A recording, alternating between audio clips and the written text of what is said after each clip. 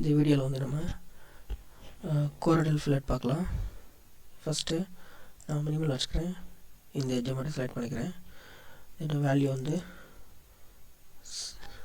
8 இருக்குது. டிஃபால்ட் நம்ம என்ன கொடுத்தோமோ அது இருக்கும். லாஸ்ட்டாக கொடுத்தது நான் 6 மாற்றிக்கிறேன். இதுவும் வந்து நான் 6 மாற்றிடுறேன். இப்போ ப்ரிவியூ பாருங்கள், நான் கோனிக் பேராமீட்டர் ஆன் பண்ணிக்கிறேன். இது வந்து 0 to 0.5 வரைக்கும் இருந்துச்சுன்னா அது வந்து நம்ம எலிப்டிக்கல், இந்த கர்வ் வந்து எலிப்டிக்கலாக வந்து கிரியேட் ஆகும். எலிப்டிக்கல் ஃபில்லட் நம்ம பண்ணிக்கலாம்.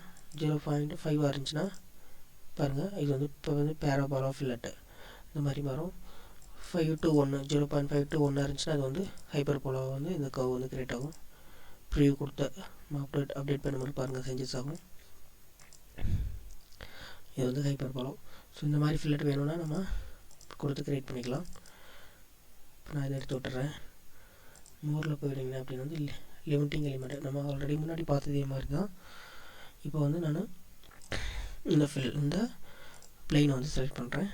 டைரெக்ஷன், எந்த டைரெக்ஷன் அப்படின்னு கொடுத்துட்டோம்னா அந்த டைரெக்ஷனில் நமக்கு வந்து ஃபில்லட் வந்து க்ரியேட் ஆயிரும்.